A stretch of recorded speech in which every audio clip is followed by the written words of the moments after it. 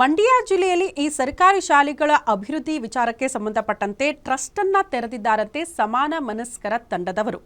ಜಿಲ್ಲೆಯ ಸರ್ಕಾರಿ ಶಾಲೆಗಳನ್ನು ನವೀಕರಣ ಮಾಡಬೇಕು, ಅದಕ್ಕೆ ಪುನಶ್ಚೇತನ ಕೊಡಬೇಕು ಅನ್ನೋ ಕಾರಣಕ್ಕೆ ಚಂದ್ರೋದಯ ಚಾರಿಟೇಬಲ್ ಟ್ರಸ್ಟ್ ಅನ್ನು ಸ್ಥಾಪನೆ ಮಾಡಲಾಗಿದೆ.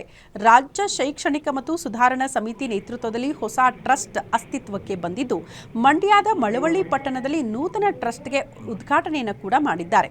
ಉದ್ಯಮಿ ಚಂದ್ರಶೇಖರ್ ದಡದಪುರ ಅಧ್ಯಕ್ಷತೆಯಲ್ಲಿ ಟ್ರಸ್ಟ್ ಸ್ಥಾಪನೆಯಾಗಿದ್ದು, ಸಮಾಜಮುಖಿ ಚಿಂತನೆಯ ನೂತನ ಟ್ರಸ್ಟ್ ಉದ್ಘಾಟನೆ ಮಾಡಿ ಮಾಜಿ ಶಿಕ್ಷಣ ಸಚಿವ ಸಿಟಿ ರವಿ ಅವರು ಕೂಡ ಶುಭ ಕೋರಿದ್ದಾರೆ. ಟ್ರಸ್ಟ್ನ ಮೊದಲ ಹೆಜ್ಜೆಯಾಗಿ ಸರ್ಕಾರಿ ಶಾಲೆಗಳ ಉನ್ನತೀಕರಣಕ್ಕೆ ಹೆಜ್ಜೆಗಳನ್ನು ಇಡಬೇಕು ಅಂತ ಕೂಡ ಸೂಚನೆ ಕೊಟ್ಟಿದ್ದು, ಮಳವಳ್ಳಿ ಪಟ್ಟಣದಲ್ಲಿ ನಡೆದ ವಿಚಾರಗೋಷ್ಠಿಯಲ್ಲಿ ವಿಚಾರವನ್ನ ಶಿಕ್ಷಣ ವಾಗ್ಮಿ ಸುಧಾಕರ್ ಹೊಸಳ್ಳಿಯವರು ಮಂಡಿಸಿದ್ದಾರೆ.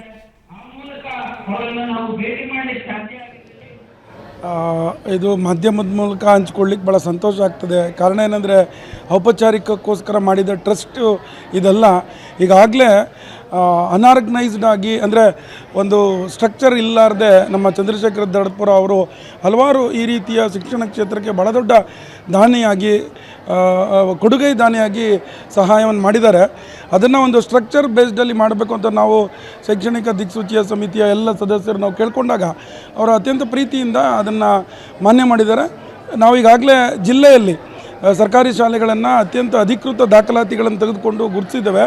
ಪ್ರಿಯಾರಿಟಿ ಬೇಸ್ ಅಂದರೆ ಅವ್ರು ಹೇಳಿದ್ದಾರೆ, ನಾನು ಮಳವಳ್ಳಿಯಿಂದ ನಿಮಗೆ ಕೈ ಜೋಡಿಸ್ತೀನಿ ಅಂತ. ಹಾಗಾಗಿ ಮಳವಳ್ಳಿಯ ಶಾಲೆಯ ಪ್ರಿಯಾರಿಟಿ ಬೇಸ್ ಮೇಲೆ ಮಳವಳ್ಳಿ ಶಾಲೆಯಲ್ಲಿ ಇರುವ ಮೂಲಭೂತ ಸೌಲಭ್ಯಗಳ ಕೊರತೆ ಮತ್ತು as well as teaching staff